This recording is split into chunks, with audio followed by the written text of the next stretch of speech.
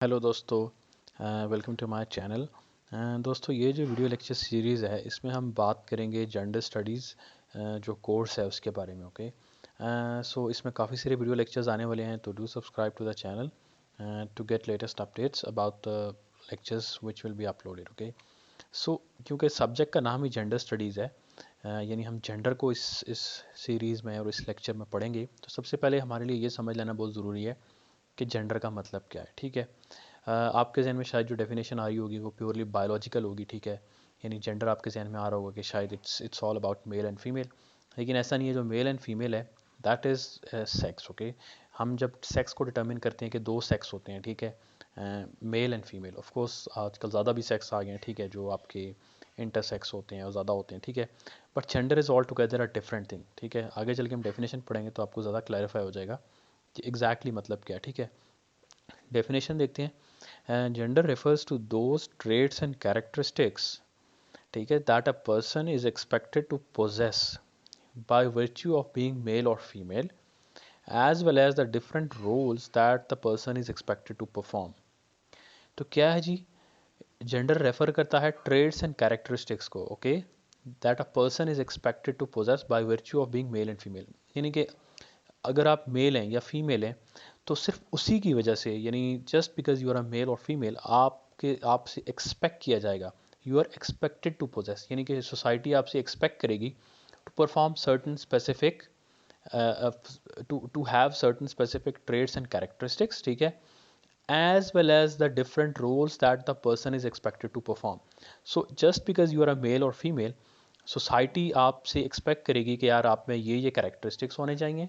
For example, आप mail हैं तो आपको डोमिनेंट होना चाहिए, एग्रेसिव होना चाहिए, एक्सप्रेसिव होना चाहिए, वेरएज अगर आप फीमेल हैं तो आपको मॉडेस्टी और शाय और ऑल दोज कैरेक्टरिस्टिक्स होना चाहिए। Plus just because you are male and female, ये आपसे सोसाइटी एक्सपेक्ट करेगी कि आपने क्या रोल्स परफॉर्म करने हैं। फॉर एग्जांपल, अगर मेल है तो उसने बाहर निकलना है, ठीक है, नौकरी करनी है। अगर एक फ़ीमेल है तो उसने क्या करना है जी, घर पे खाना पकाना सीखना है। ठीक है, तो अब देखें, हमने नेचर तो नहीं हमें इससे मना करती कि मर्द खाना पकाना ना सीखें। ठीक है, मर्द भी अगर को खाना पकाना सीखेगा तो वो भी सीख जाएगा उतना ही अच्छा खाना पकाना, बल्कि मर्द उससे भी अच्छा शायद सीख जाएगा। ठीक है, औरत तक इसी तरह है कि अगर वो उसको भी उसी तरह फुल जो आज़ादी दी जाएगी बाहर जॉब करने की, तो वो शायद मेल से भी अच्छी पोजीशन में पहुंच जाएगी। सो जेंडर क्या है जी? कि just because you are a male और फीमेल, आपसे सर्टन स्पेसिफिक ट्रेड्स या कैरेक्टरिस्टिक्स एक्सपेक्ट किए जाते हैं कि आप में वो होंगे, और आपसे डिफरेंट रोल्स परफॉर्म किए जाएंगे on the basis of your sex, that is, and sex is male and female. Okay, so it tells you that gender is a social construct. ठीक है, जेंडर ऐसी चीज़ नहीं है जो it takes on with birth. Okay, birth में आप mail या फीमेल होते हैं, यानी सेक्स डिटर्मिन होता है, लेकिन जेंडर नहीं डिटर्मिन होता। ठीक है, जेंडर आपकी आगे कैसे सोशलाइजेशन होती है, ठीक है, दैट डिटर्मिन्स कि आप जेंडर क्या है आपका। ठीक है, यू आर अ मैन और अ वुमेन। ओके, अच्छा, इसकी एक और डेफिनेशन हम पढ़ लेते हैं। Gender is not determined biologically as a result of sexual characteristics of either men or women or men, but is constructed socially. Once again, जो हमने बात की कि जेंडर जो है बायोलॉजिकली डिटर्मिन नहीं किया, बायोलॉजिकली डिटर्मिन नहीं होता।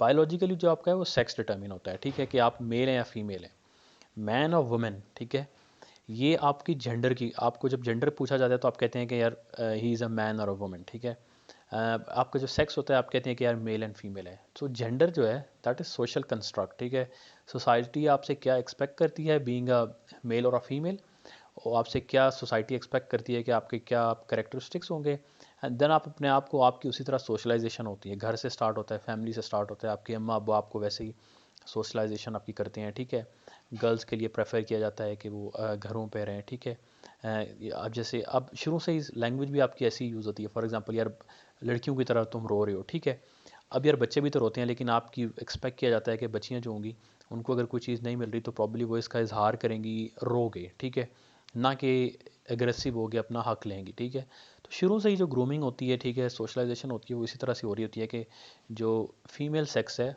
उसको सबमिसिव और इमोशनल और इस तरह का ग्रूम किया जाएगा, जबकि मेल को असर्टिव और डोमिनेंट इस तरह का ग्रूम किया जाएगा। सो वंस अगेन, जेंडर जो है आपका सोशली कंस्ट्रक्टेड है।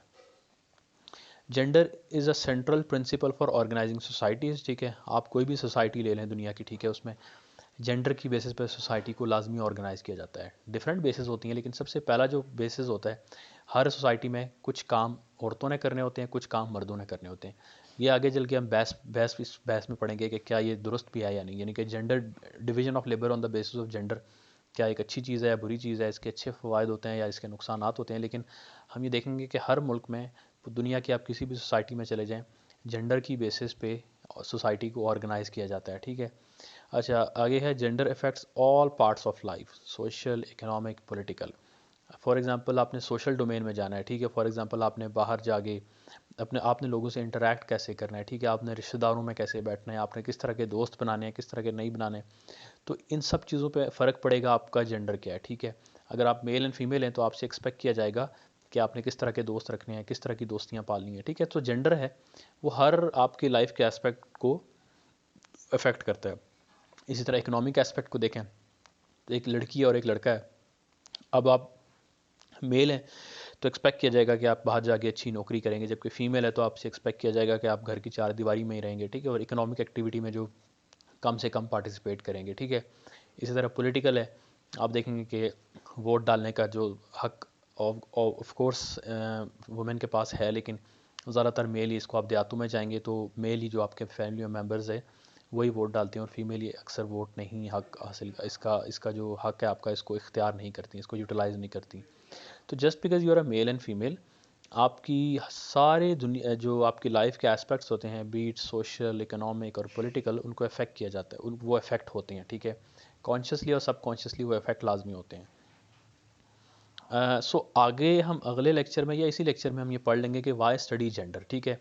अब ज़रूरत क्या पेश आई कि एक ऐसी सोसाइटी ने जिसने माशरे को दो हिस्सों में तकसीम किया हुआ है, मेल एंड फीमेल में, इन टर्म्स ऑफ सेक्स, उस सोसाइटी में या किसी भी सोसाइटी में मैं जेंडर के पॉइंट ऑफ व्यू से पढ़ने की क्या ज़रूरत पड़ गई। यानी कि मेल एंड फीमेल तो हमें पता था, बाइनरी कैरेक्टरिस्टिक्स हैं, ठीक है, आपका सेक्स या मेल या फीमेल है, लेकिन हमें in terms of man and women ही, ठीक है, जेंडर को पढ़ने की क्या ज़रूरत है। या हम इसको इस तरह देख सकते हैं कि एज अ सब्जेक्ट आपको जेंडर स्टडीज़ पढ़ने से क्या फ़ायदा होगा, ठीक है। Studying gender helps to understand how our individual identities as men and women structure our interactions. जैसा कि हमने पढ़ा कि जेंडर जब आप पढ़ते हैं इसको तो आपको पता चलता है, it helps you to understand how our individual identities as man and women structure our interactions. यानी अगर एक आप मैन हैं, इफ़ यू आर अ मर्द, और if you are a women, आप एक औरत हैं, तो आपकी जो इंटरेक्शंस हैं within family, within peers, within groups, within society, वो अलग तरीके से स्ट्रक्चर होंगी, ठीक है। तो ये आप आगे हम डिफरेंट थेरीज जो आगे पढ़ेंगे इस सब्जेक्ट में, बड़ा मज़े का सब्जेक्ट है, तो आपको पता चलेगा कि just because you are a man, you are a male और अ फीमेल, आपकी ऑल टुगेदर पूरी इंटरेक्शंस ही चेंज हो जाते हैं। Number two, studying gender enables an understanding of how gender shapes how we view others, learn different roles and occupy status, ठीक है। Remember, आपके मेल या फीमेल होने की वजह से आप डिफरेंट रोल्स ऑक्यूपाई करती है सोसाइटी में, ठीक है। माँ एक अलग रोल ऑक्यूपाई करती है सोसाइटी में, अगर हम घर से स्टार्ट करें। फादर एक अलग रोल ऑक्यूपाई करता है। आप आगे जाके आप बड़े होते हो तो फीमेल स्टूडेंट से कुछ और एक्सपेक्ट किया जाता है, ठीक है। मेल स्टूडेंट से कुछ और एक्सपेक्ट किया जाता है। फॉर एग्जांपल स्कूल में जो फीमेल स्टूडेंट्स हैं उनको नीटनेस, ठीक है, हैंड राइटिंग अच्छी होने पे रिवॉर्ड किया जाता है, जबकि आपके जो मेल स्टूडेंट्स होते हैं उनको क्रिएटिव और एनालिटिकल स्किल्स उन पर रिवॉर्ड किया जाता है। तो शुरू से ही आपकी जो बेसिकली आपकी कंडीशनिंग होती है वो डिफरेंट हो रही होती है। इसी तरह आपकी सोसाइटी में जो जेंडर है, जैसे आपका इकोनॉमिकली आप देखते हैं स्टेटस, मिडिल क्लास फैमिली या अपर क्लास फैमिली, उसी तरह जेंडर को भी एक इसी निगाह से देखना चाहिए हमें कि ये एक स्टेटस है, you are either a man और अ वुमन, ठीक है। क्योंकि जिस तरह मिडिल क्लास फैमिलीज़ और अपर क्लास फैमिली को आप स्टेटस में कैटेगराइज करते हैं, और वो इसलिए करते हैं क्योंकि मिडिल क्लास फैमिलीज़ के अपने मसाइल होते हैं, ठीक है, उनका अपना एक सोच होता है, रहन सहन होता है। इस तरह जेंडर को जब आप एक स्टेटस में ग्रुपिंग करते हैं तो आपको पता चलेगा कि यार औरतों के अपने मसाइल हैं, मर्दों के अपने मसाइल हैं, औरतों के दुनिया को देखने का एक पर्सपेक्टिव और है, मर्दों का और है। औरतों पे किस तरह जुल्म हो रहा है, मर्दों पे किस तरह, उनको मर्द क्यों उससे ब्लाइंड है, वो औरतों की नज़र से क्यों नहीं देख सकते। तो ये जब आप gender and specifically gender studies का सब्जेक्ट देखेंगे तो आपको ज़्यादा अच्छा आइडिया होगा इसका। Number three, studying genders enable us to learn how structures of patriarchy form the basis of power and resource allocation. इसमें एक बड़ी इंपॉर्टेंट टर्मिनोलॉजी है पेट्रियार्की। रिमेंबर पेट्रियार्की का मतलब है कि एक टिपिकल हम हाउस होल्ड की बात करें तो वहाँ पे जो आपका मेल है, यानी हस्बैंड वाइफ की अगर बात करें तो हस्बैंड है, या अगर शादी नहीं हुई तो आपके मदर नहीं बल्कि फादर, ठीक है। जो भी मेल फिगर है वो डोमिनेंट फिगर होती है, ठीक है। वो बेसिकली उसकी कमांड चलती है, ठीक है। अब पेट्रियार्की कहती है कि सिर्फ इस वजह से कि you are a male member of the family, ठीक है, पावर आपके पास होती है, और रिसोर्स एलोकेशन, जितने भी रिसोर्सेज हैं, ठीक है, कोई घर है वो आपके मर्द के नाम पे होगा, हस्बैंड के नाम पे होगा, ठीक है, वालिद के नाम पे होगा, माँ के नाम पे नहीं होगा, ठीक है। तो पेट्रियार्की को हम स्टडी करते हैं जेंडर पॉइंट ऑफ व्यू से, जब हम देखेंगे तो यार हम देखेंगे कि पेट्रियार्की क्यों है सोसाइटी में। मतलब वाई मर्द के नाम पे ही क्यों सारी प्राइवेट प्रॉपर्टी होगी, मतलब औरत के नाम पे क्यों नहीं प्लॉट हो सकता, और हस्बैंड के नाम पे क्यों प्लॉट होगा, और औरत के नाम पे यानी बीवी के नाम पे क्यों नहीं होगा। तो इस एंगल से हम देखेंगे इसको, ठीक है। नंबर 4 है studying gender enables us to analyse how structures create gender standards and organisational rules and expectations. जो हमने पहले बात की कि जो स्ट्रक्चर आपकी सोसाइटी में क्रिएट किया जाता है on the basis of gender, उससे क्या आपके ऑर्गेनाइजेशनल रूल्स बनते हैं, जैसे कि मेल और फीमेल ने क्या क्या परफॉर्म करना है, उनके अपने रूल्स बनाए जाते हैं, सोसाइटी आपके रूल्स बनाती है, और सोसाइटी उनसे अलग अलग चीज़ें एक्सपेक्ट करती है।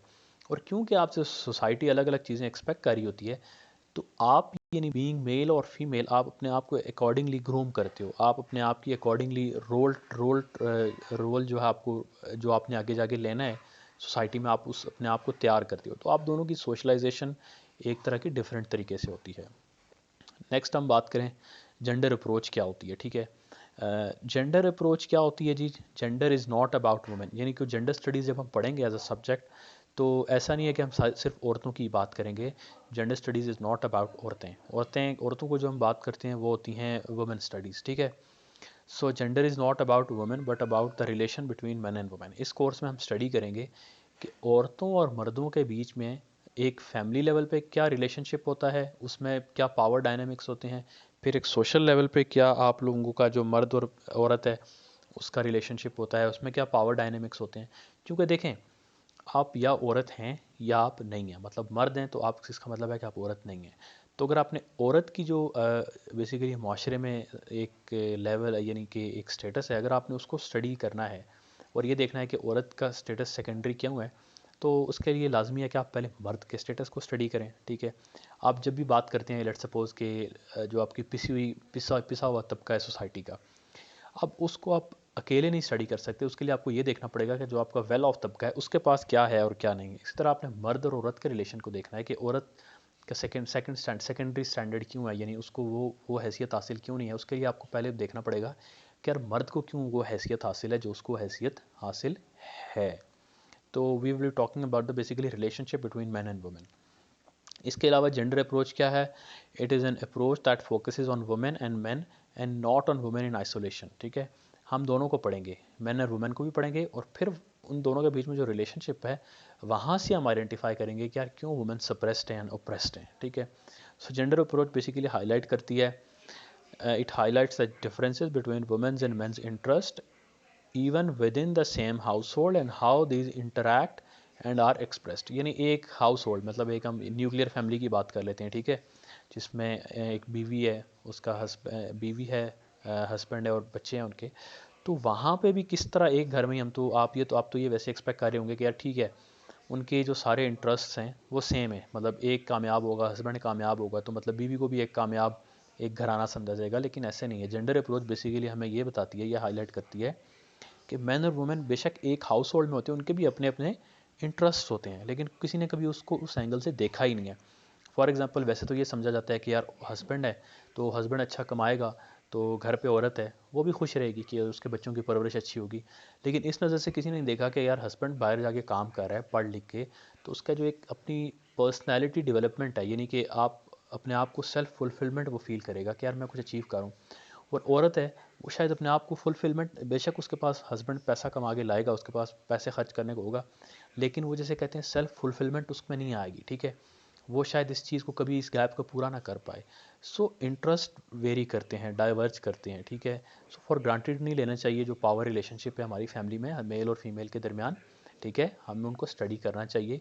ये नहीं लेना चाहिए कि यार सब कुछ अच्छा है, सब जा रहा है, तो ऐसा नहीं है। औरत की अपनी फीलिंग्स होती हैं। तो जेंडर अप्रोच में हम औरत के पॉइंट ऑफ व्यू से भी चीज़ों को देखेंगे।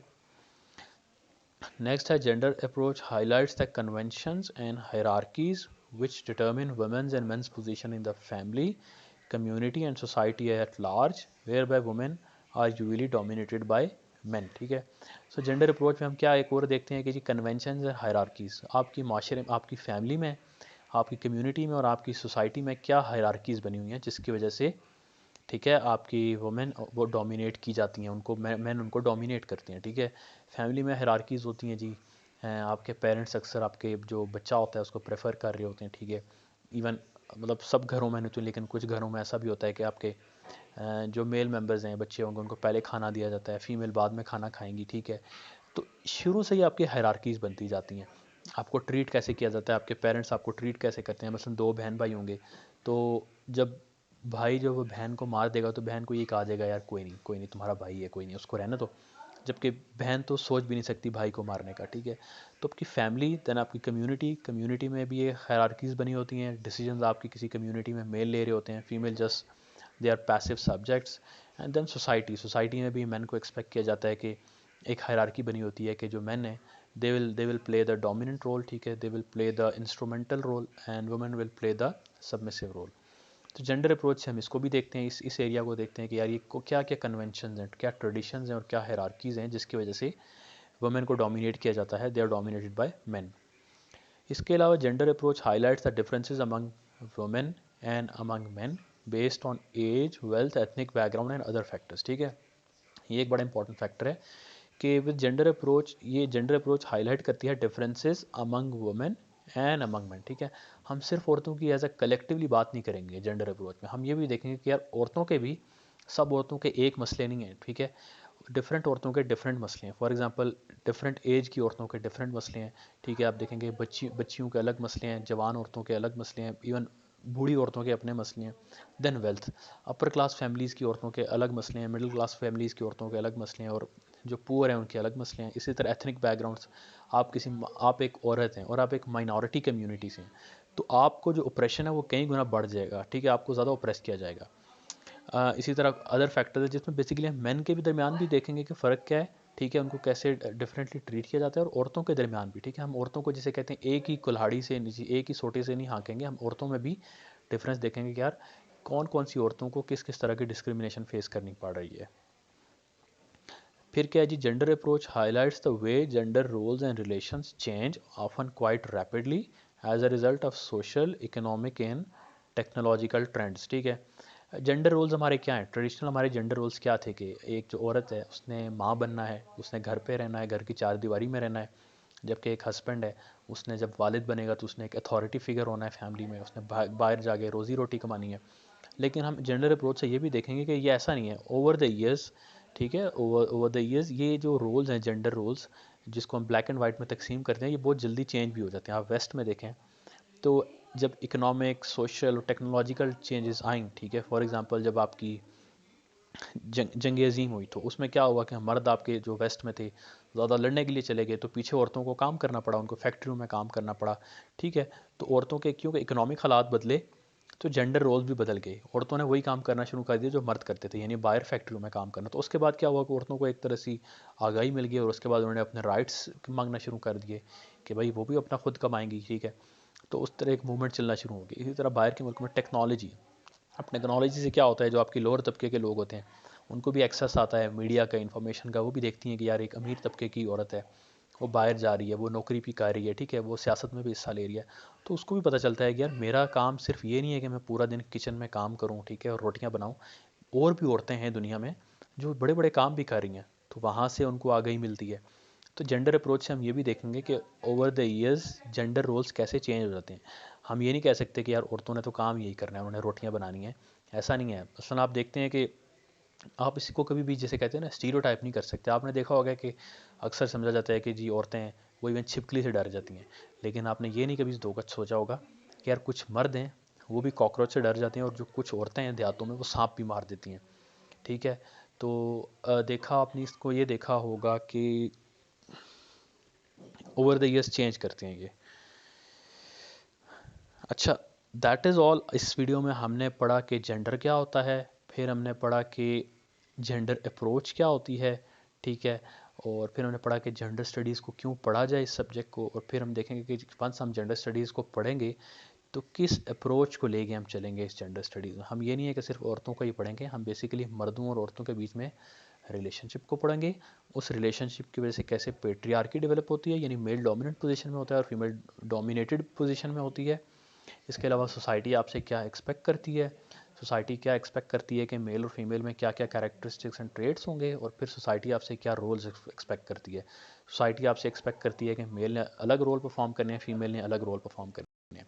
फिर हम ये भी देखेंगे जेंडर अप्रोच में कि तमाम औरतों का एक ही मसला नहीं है, बल्कि डिफरेंट मसले हैं। मिडिल क्लास औरतों के और मसले हैं, माइनॉरिटी कम्युनिटी से जो औरतें हैं उनके और मसले हैं, आपकी अपर एलीट क्लास औरतों के और मसले हैं।